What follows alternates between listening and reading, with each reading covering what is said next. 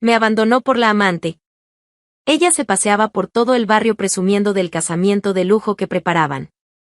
Lo que ninguno de los dos imaginaba era que yo tenía el poder de destruirlo todo. Déjame tu like si crees que nadie merece ser humillado. Que la paz llegue a tu hogar. Soy Sofía, tengo 34 años, y durante 7 años viví en unión estable con Javier en Alicante. Nunca nos casamos oficialmente porque él siempre decía que los papeles no cambiaban nada, que nuestro compromiso era real sin necesidad de firmas ni ceremonias. Javier tenía una pequeña empresa de importación y exportación de productos electrónicos que manejaba desde una oficina en el centro de Alicante. Durante los años que estuvimos juntos, el negocio creció considerablemente, pasando de ser una operación modesta a manejar contratos importantes con proveedores internacionales. Yo trabajaba como contadora en una empresa de servicios, pero había dedicado tiempo a ayudar a Javier con aspectos administrativos de su negocio. Organizaba documentos, archivaba contratos, y ocasionalmente revisaba papeles cuando él necesitaba una segunda opinión. Durante esos años, había notado ciertas irregularidades en sus transacciones. Facturas con valores que no cuadraban completamente, transferencias a cuentas extranjeras que parecían excesivas, documentos que Javier guardaba con especial cuidado en carpetas marcadas como confidenciales. Cuando le preguntaba sobre estas inconsistencias, siempre tenía explicaciones que sonaban razonables, diferencias en tasas de cambio, comisiones internacionales, costos operativos necesarios. Yo aceptaba esas explicaciones porque confiaba en él y porque no quería crear conflictos sobre cosas que tal vez no entendía completamente. Hace 3 meses, todo cambió de la manera más brutal posible. Javier llegó a casa un viernes por la tarde y me dijo directamente que nuestra relación había terminado. No hubo rodeos ni intentos de suavizar el golpe. Simplemente me informó que había conocido a alguien más, alguien con quien quería construir un futuro diferente. Esa persona era Camila, una mujer de 30 años que vivía 3 casas más abajo en nuestra misma calle. Una vecina que había sido cordial conmigo durante los últimos años, saludándome cortésmente cuando nos cruzábamos en el supermercado o en la panadería. Ahora entendía por qué esa cordialidad siempre había parecido distante.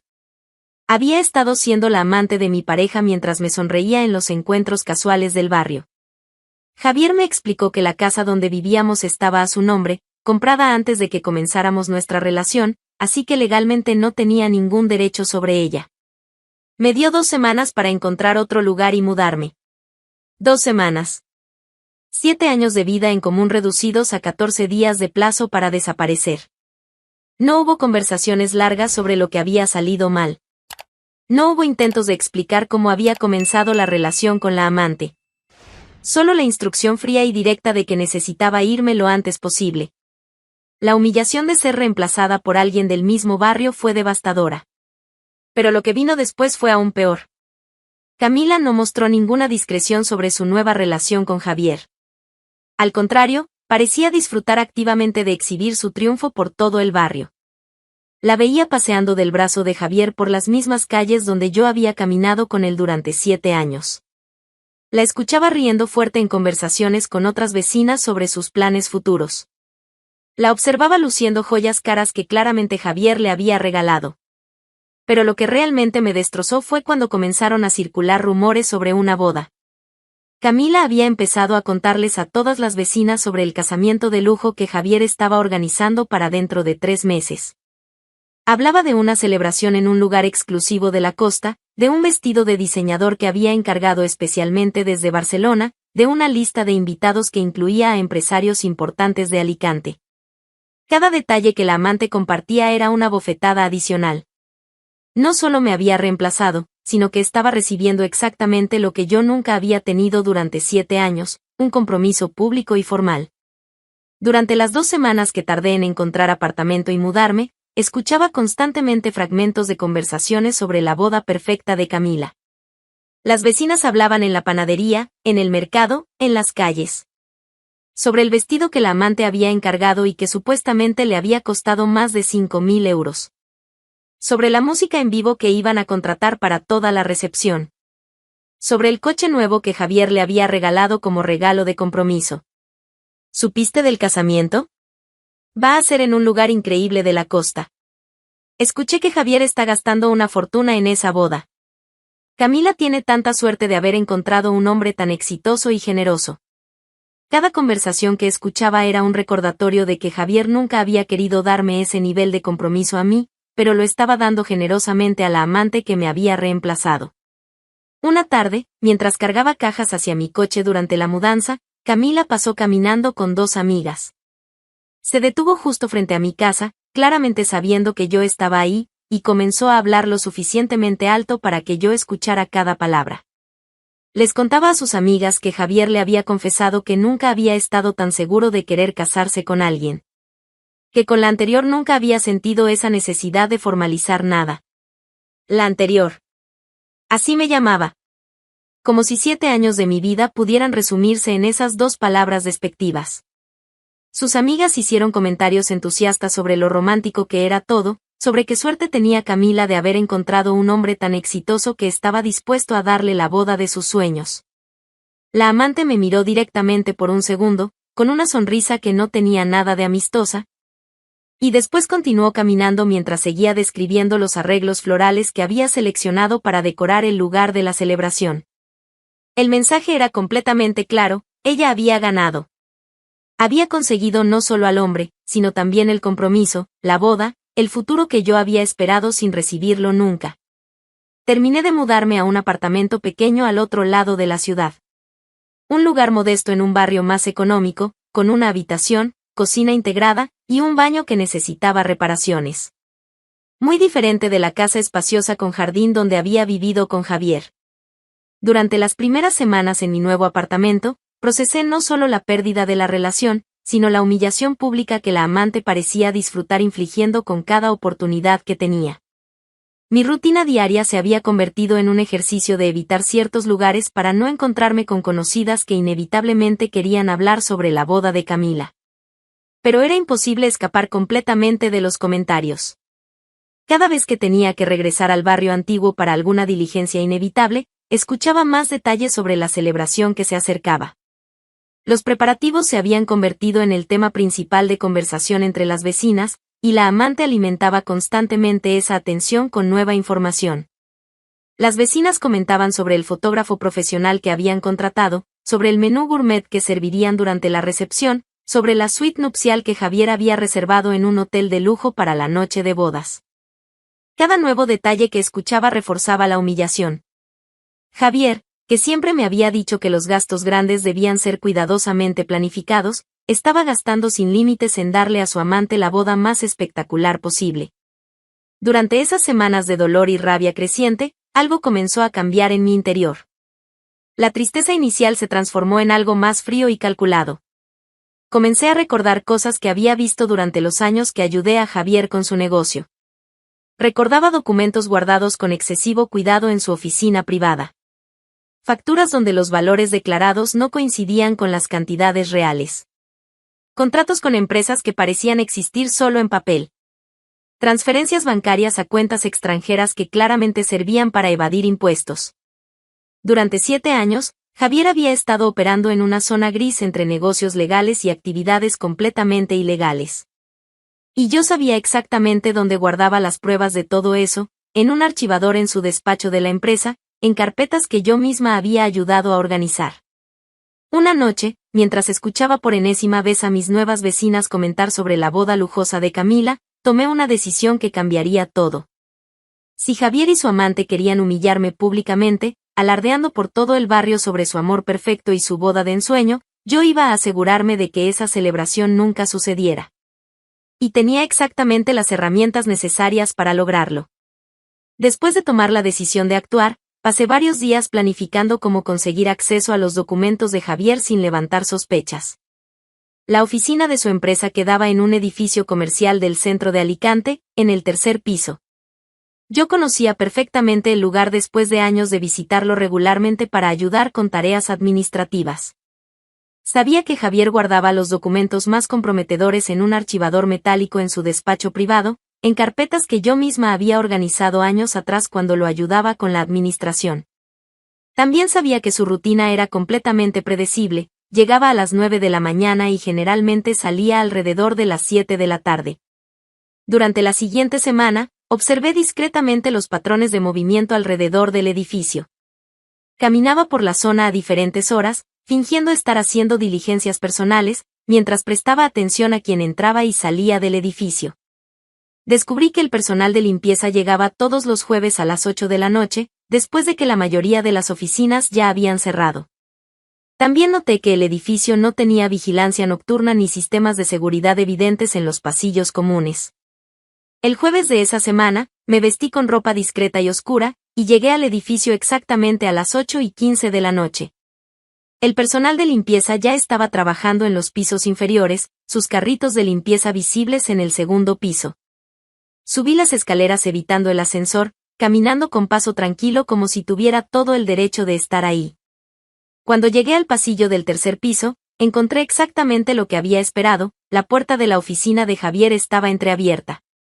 Uno de los empleados de limpieza la había dejado así después de terminar su trabajo en ese espacio, antes de pasar al siguiente despacho. Entré rápidamente y cerré la puerta detrás de mí sin hacer ruido. No encendí las luces principales que serían visibles desde la calle, sino que usé la linterna de mi teléfono para iluminar el camino hacia el despacho privado de Javier en la parte trasera de la oficina. El lugar estaba exactamente como lo recordaba. El escritorio grande de madera oscura, las estanterías llenas de carpetas, y en la esquina derecha, el archivador metálico gris de 4 cajones donde Javier guardaba sus documentos más importantes. El archivador no tenía cerradura electrónica ni sistema de seguridad complejo, solo una cerradura simple con una llave que Javier siempre guardaba en el cajón superior derecho de su escritorio principal. Era un hábito que había mantenido durante años, confiando en que nadie más tendría razón para acceder a esos documentos. Abrí el cajón del escritorio y encontré la llave inmediatamente, exactamente donde sabía que estaría. La inserté en la cerradura del archivador y giré suavemente. El mecanismo se dio con un clic apenas audible. Dentro del primer cajón había exactamente lo que recordaba, carpetas organizadas meticulosamente por año y por tipo de transacción, todas marcadas con códigos que yo misma había creado cuando ayudaba con la organización administrativa. Comencé a revisar las carpetas sistemáticamente. Había facturas donde los valores declarados en aduanas no coincidían con los montos reales que aparecían en otros documentos internos. Contratos con empresas registradas en paraísos fiscales que claramente existían solo en papel, sin dirección física real ni empleados verificables. También encontré correspondencia por correo electrónico que Javier había impreso y guardado, donde discutía con contactos internacionales sobre cómo evadir regulaciones específicas de importación, cómo declarar valores menores para pagar menos impuestos, cómo estructurar transacciones para que parecieran legales cuando no lo eran. En el segundo cajón encontré algo aún más comprometedor, registros detallados de transferencias bancarias a cuentas en el extranjero. Hojas de cálculo meticulosamente organizadas que mostraban cantidades significativas de dinero que claramente no habían sido declaradas como ingresos. Evasión fiscal sistemática, documentada con una precisión que hacía imposible cualquier negación. Saqué mi teléfono y comencé a fotografiar los documentos más comprometedores. Cada imagen capturaba evidencia clara de actividades completamente ilegales. Facturas falsificadas, contratos fraudulentos, comunicaciones donde Javier instruía a otros sobre cómo violar regulaciones. Pasé aproximadamente 40 minutos fotografiando metódicamente. No podía llevarme los documentos originales porque Javier notaría su ausencia inmediatamente, pero las fotografías digitales eran igual de valiosas como evidencia. Trabajé con cuidado de mantener buena iluminación en cada foto, asegurándome de que los números, fechas y firmas fueran completamente legibles. Capturé portadas de documentos, páginas con información crítica, y cualquier detalle que pudiera ser relevante para una investigación. Cuando terminé, tenía cientos de imágenes almacenadas en mi teléfono. Cada una representaba una pieza del rompecabezas que probaba años de operaciones ilegales. Cerré el archivador cuidadosamente, asegurándome de que la cerradura quedara exactamente como la había encontrado. Devolví la llave al cajón superior derecho del escritorio, en la misma posición donde la había encontrado. Revisé la oficina una última vez con la linterna de mi teléfono para confirmar que no había dejado ningún rastro de mi presencia. Todo estaba exactamente como lo había encontrado. Salí del despacho y caminé hacia la puerta principal de la oficina. Desde el pasillo podía escuchar al personal de limpieza trabajando en otro piso, sus voces distantes mezclándose con el sonido de aspiradoras. Abrí la puerta con cuidado, miré hacia ambos lados del pasillo para confirmar que estaba vacío, y salí cerrando la puerta detrás de mí. Bajé las escaleras con paso tranquilo, como si acabara de terminar trabajo legítimo en la oficina. Salí del edificio sin que nadie notara mi presencia. De regreso en mi apartamento, transferí inmediatamente todas las fotografías desde mi teléfono a mi computadora. No podía arriesgarme a perder esa información si algo le pasaba a mi teléfono.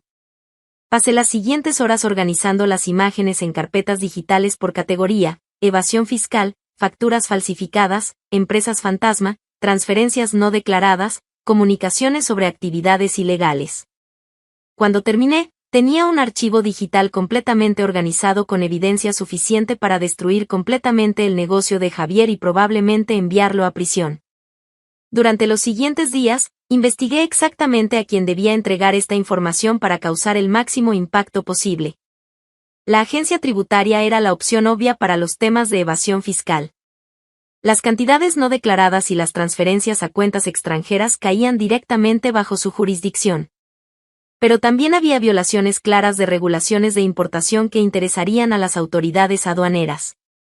Las facturas falsificadas donde declaraba valores menores de mercancía para pagar menos impuestos constituían fraude aduanero. Decidí preparar copias de toda la evidencia y entregarlas a ambas agencias simultáneamente, asegurando que Javier enfrentara investigaciones desde múltiples ángulos. Organicé los documentos cronológicamente para cada agencia, facilitando que los investigadores pudieran seguir el patrón de actividades ilegales a través de los años. Agregué notas explicativas breves sobre qué representaba cada documento y cómo se relacionaban entre sí. También preparé una carta anónima para acompañar cada paquete, explicando que la información provenía de alguien con conocimiento interno detallado de las operaciones de la empresa, pero sin identificarme directamente para evitar complicaciones. El timing era absolutamente crucial para maximizar el impacto de lo que estaba a punto de hacer. La boda estaba programada para dentro de 6 semanas. Necesitaba entregar la información con suficiente anticipación para que las investigaciones comenzaran y las autoridades actuaran antes de la fecha de la celebración, pero no tan temprano que Javier tuviera tiempo de preparar defensas legales o mover activos a lugares inaccesibles. Calculé que 3 semanas antes de la boda era el momento perfecto. Tiempo suficiente para que las autoridades iniciaran procesos formales de investigación y bloqueo de bienes, pero no tanto como para que Javier pudiera reaccionar efectivamente. 3 semanas antes de la fecha programada para la boda, un lunes por la mañana, salí de mi apartamento con 2 sobres grandes conteniendo copias idénticas de toda la evidencia. El primero lo entregué personalmente en la oficina local de la agencia tributaria. Lo dejé en la recepción con una nota solicitando que fuera entregado urgentemente al Departamento de Investigaciones Fiscales. El segundo lo llevé a la oficina de las autoridades aduaneras, con instrucciones similares para el Departamento de Cumplimiento Regulatorio. Después de entregar ambos paquetes, regresé a mi apartamento y esperé. La respuesta de las autoridades fue más rápida y más contundente de lo que había anticipado. 4 días después de entregar la documentación, según supe por contactos que aún tenía en el barrio antiguo, agentes de la agencia tributaria habían llegado a la oficina de Javier con una orden oficial de inspección. Le habían informado que estaba bajo investigación formal por posible evasión fiscal sistemática y que todos sus registros financieros y contables serían revisados exhaustivamente. 2 días más tarde, las autoridades aduaneras iniciaron su propia investigación independiente sobre las irregularidades en sus declaraciones de importación y las facturas falsificadas. En menos de una semana, Javier enfrentaba 2 investigaciones simultáneas de diferentes agencias gubernamentales, ambas con evidencia documental sólida de actividades ilegales. Las autoridades actuaron con una rapidez y una contundencia que claramente indicaban que la evidencia que les había proporcionado era irrefutable. Bloquearon todas las cuentas bancarias de Javier mientras investigaban el origen exacto de los fondos.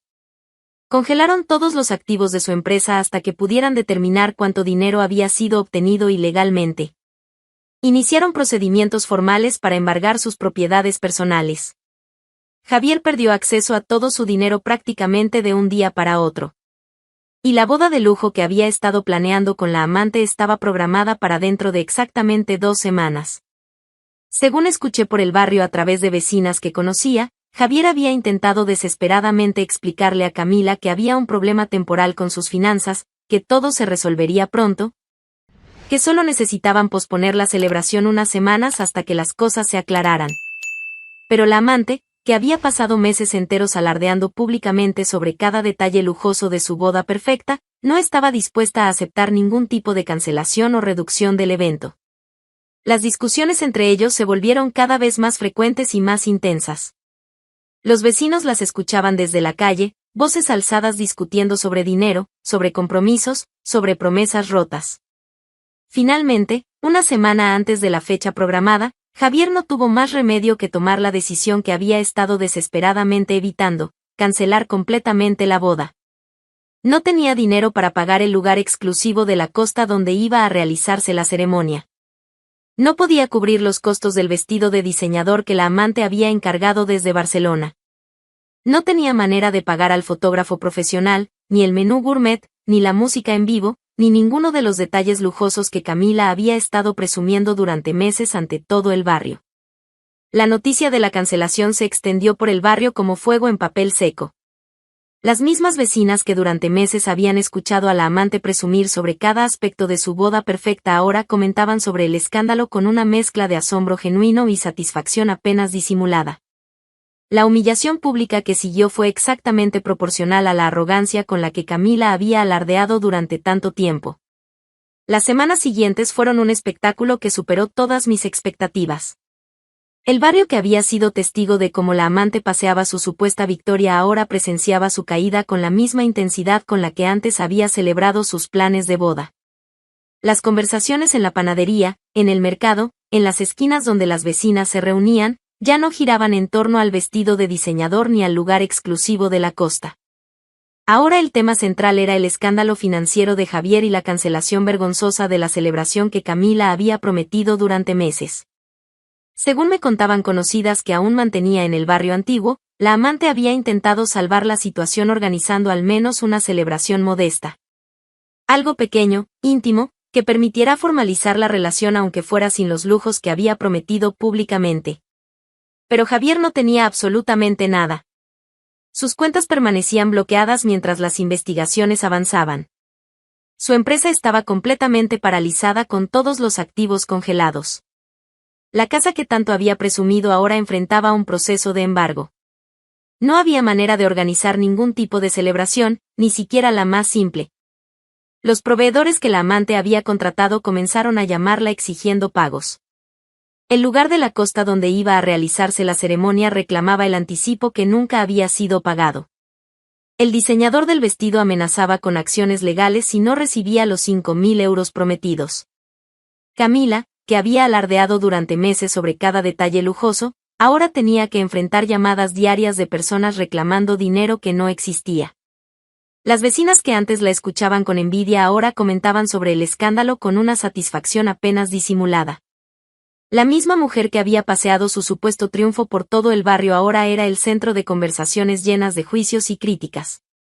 Escuché que algunas vecinas hacían comentarios directos cuando se cruzaban con ella en la calle.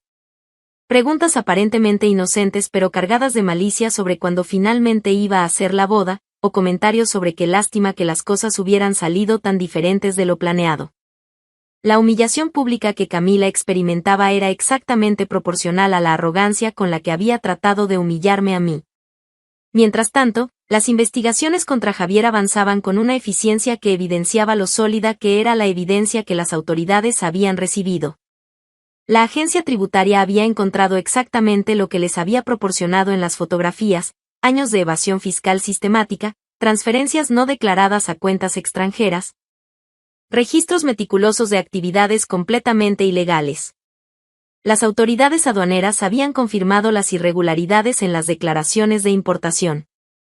Las facturas falsificadas, los valores declarados que no coincidían con las cantidades reales, todo estaba documentado con una precisión que hacía imposible cualquier negación. Javier enfrentaba cargos criminales serios que probablemente resultarían en años de prisión. Pero incluso antes de llegar a juicio, las consecuencias financieras ya eran devastadoras. Todos sus bienes estaban siendo embargados. La casa donde yo había vivido con él durante 7 años, la misma casa de la que me había echado con apenas 2 semanas de plazo, ahora estaba en proceso de ser confiscada por el Estado. Los coches de lujo que había presumido, incluido el que supuestamente le había regalado a la amante como regalo de compromiso, también estaban siendo embargados. La empresa que tanto le había costado construir estaba siendo desmantelada pieza por pieza mientras las autoridades investigaban cada transacción, cada contrato, cada movimiento financiero de los últimos años. Javier lo había perdido absolutamente todo. Y Camila, la mujer que tanto había disfrutado exhibiendo su supuesta victoria sobre mí, ahora estaba atrapada con un hombre completamente arruinado que enfrentaba probablemente años de prisión. 2 meses después de la fecha en que debía haberse realizado la boda, escuché por el barrio que Javier y la amante se habían mudado juntos a un apartamento pequeño en uno de los barrios más económicos de Alicante. No por elección romántica, sino porque era literalmente lo único que podían costear con los ingresos mínimos que Javier conseguía hacer trabajos eventuales mientras esperaba el juicio. El apartamento estaba en un edificio viejo que necesitaba reparaciones urgentes. Paredes con humedad, instalaciones eléctricas deficientes, un baño donde el agua caliente funcionaba solo ocasionalmente.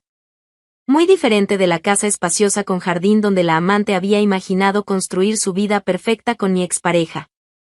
Las vecinas del barrio antiguo me contaban con lujo de detalles cómo Camila había cambiado completamente desde el escándalo. Ya no paseaba sonriente por las calles. Ya no alardeaba sobre planes futuros. Ya no lucía joyas caras ni ropa de diseñador. Caminaba con la cabeza baja, evitando el contacto visual con las personas que antes escuchaban sus historias sobre la boda perfecta. Compraba en el supermercado con prisa, claramente intentando minimizar las posibilidades de encontrarse con conocidas que inevitablemente harían preguntas incómodas. La relación entre Javier y la amante, que supuestamente estaba construida sobre un amor tan fuerte que justificaba destruir mi vida, ahora estaba deteriorándose rápidamente bajo la presión de la realidad financiera. Los vecinos del nuevo edificio donde vivían escuchaban discusiones constantes. Peleas sobre dinero, sobre responsabilidades, sobre quién tenía la culpa de la situación en la que se encontraban. Camila le recriminaba a Javier por haberle prometido una vida de lujos que claramente nunca iba a poder darle. Javier le respondía que ella solo había estado interesada en su dinero desde el principio, que nunca le había importado realmente como persona. Las mismas declaraciones de amor eterno que la amante había presumido públicamente ahora se revelaban como lo que siempre habían sido. Una relación construida sobre intereses materiales que se desmoronaba cuando esos intereses desaparecían. Mientras Javier y Camila se hundían cada vez más en su miseria compartida, mi propia vida había tomado un rumbo completamente diferente. El apartamento pequeño que había conseguido después de la mudanza forzada resultó ser exactamente lo que necesitaba. Sin las tensiones de vivir con alguien que claramente no me valoraba, sin las mentiras constantes, sin las irregularidades que siempre había sentido pero había ignorado. Mi trabajo como contadora seguía siendo estable, y sin los gastos compartidos que antes tenía con Javier, podía administrar mi dinero con libertad. Había comenzado a ahorrar sistemáticamente, algo que nunca había podido hacer realmente cuando estaba con él. También había retomado contacto con amigas que había descuidado durante los años de relación. Salidas ocasionales a cenar, conversaciones que no giraban en torno a problemas de pareja, momentos de genuina tranquilidad que no había experimentado en mucho tiempo. La vida sin Javier era más simple, más honesta, y definitivamente más pacífica. 3 meses después de la fecha cancelada de la boda, un sábado por la tarde, decidí ir a un café que me gustaba en el centro de Alicante. Un lugar tranquilo donde servían un cortado excelente y donde podía sentarme junto a la ventana a leer sin interrupciones. Estaba esperando mi pedido cuando la vi entrar. Camila caminó hacia el mostrador con pasos cansados, vestida con ropa simple que contrastaba completamente con los atuendos caros que solía lucir cuando paseaba por el barrio alardeando sobre su vida perfecta. Se veía agotada. Ojeras evidentes, cabello sin el cuidado que antes le dedicaba, hombros caídos como si cargara un peso invisible pero muy real. Me vio casi inmediatamente. Sus ojos se encontraron con los míos y vi cómo todo su cuerpo se tensaba.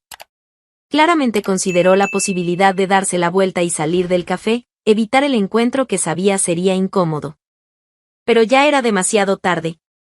Yo había decidido que este momento no iba a dejarlo pasar. Me levanté de mi mesa junto a la ventana y caminé directamente hacia donde ella estaba parada, todavía congelada junto al mostrador. Camila me miró con una mezcla de vergüenza y defensividad. Abrió la boca como si fuera a decir algo, tal vez una disculpa, tal vez una excusa, tal vez simplemente un saludo incómodo. No le di la oportunidad. Me detuve justo frente a ella, lo suficientemente cerca para que mi voz fuera perfectamente clara pero sin necesidad de levantarla. Mantuve mi tono completamente casual, como si estuviera haciendo un comentario sobre el clima. Parabéns pelo casamento. Hice una pausa deliberada, dejando que las palabras flotaran en el aire entre nosotras. Luego agregué con una sonrisa que no tenía absolutamente nada de amistosa: ah, es que sí, ele nunca aconteceu. Vi cómo mi comentario la golpeaba con la fuerza de una bofetada física. Su rostro palideció instantáneamente. Abrió la boca intentando formular alguna respuesta, alguna defensa, cualquier cosa que pudiera decir para recuperar algo de dignidad en este momento. No encontró nada.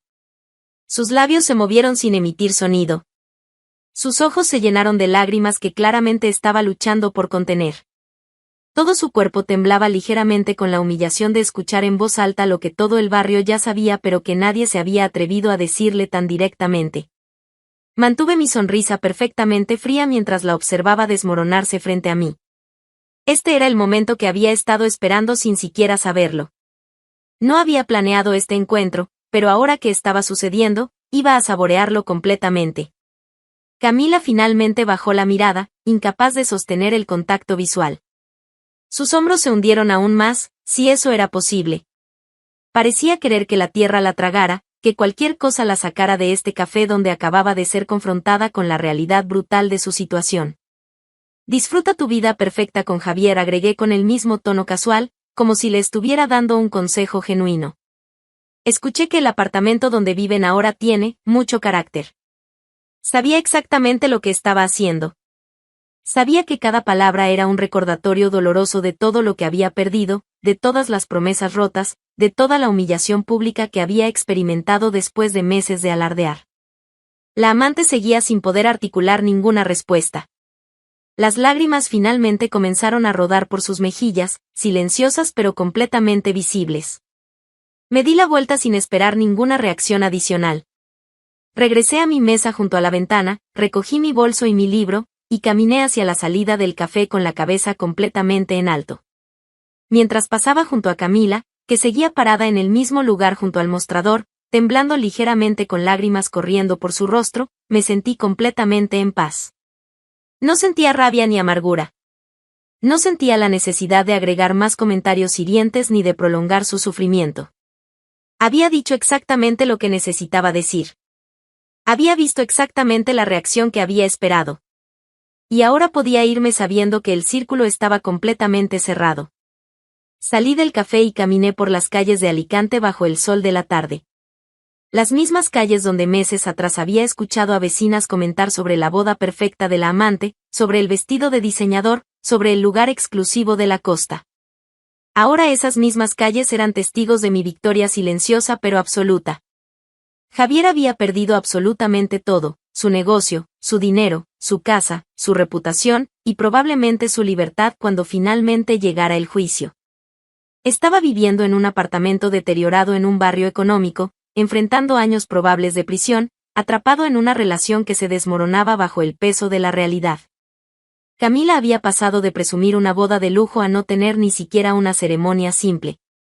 De alardear sobre su vida perfecta a vivir en condiciones que probablemente nunca había imaginado tener que experimentar.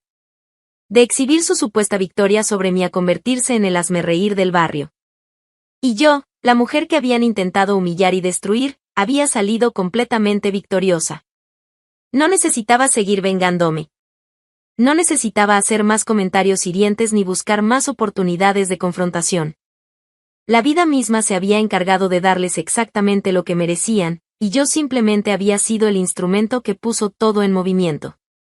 Caminé de regreso a mi apartamento sintiendo algo que no había experimentado en mucho tiempo: paz genuina. La historia de Sofía, la mujer supuestamente humillada y reemplazada, había terminado exactamente como debía terminar. Con la cabeza en alto, con dignidad intacta, y con la satisfacción absoluta de saber que nadie, absolutamente nadie, me había humillado impunemente. Los meses siguientes confirmaron que la justicia, tanto legal como personal, había seguido su curso de manera perfecta. El juicio de Javier resultó exactamente como las autoridades habían anticipado. La evidencia que había proporcionado era tan sólida, tan meticulosamente documentada, que su abogado defensor apenas pudo presentar argumentos creíbles. Fue condenado a 5 años de prisión por evasión fiscal sistemática y fraude aduanero. Todos sus bienes fueron definitivamente confiscados por el Estado. La empresa que tanto le había costado construir fue liquidada para pagar parte de las deudas fiscales acumuladas. Camila, atrapada con las consecuencias de haber elegido a un hombre por su dinero en lugar de su carácter, terminó trabajando en empleos eventuales intentando sobrevivir mientras esperaba que Javier cumpliera su condena. La casa con jardín donde había imaginado construir su vida perfecta ahora pertenecía al Estado. El vestido de diseñador nunca fue pagado. La boda de lujo nunca sucedió. Y las vecinas que antes escuchaban sus alardes ahora comentaban sobre su caída con la misma intensidad con la que antes habían celebrado sus planes. Mientras tanto, yo había seguido adelante con mi vida de manera tranquila pero satisfactoria. Había ascendido en mi trabajo como contadora, obteniendo un puesto mejor remunerado que me permitía vivir cómodamente. Había encontrado un apartamento más grande en un barrio agradable. Había reconstruido relaciones con amigas y familia que había descuidado durante los años con Javier. Mi vida sin él era infinitamente mejor de lo que nunca había sido con él.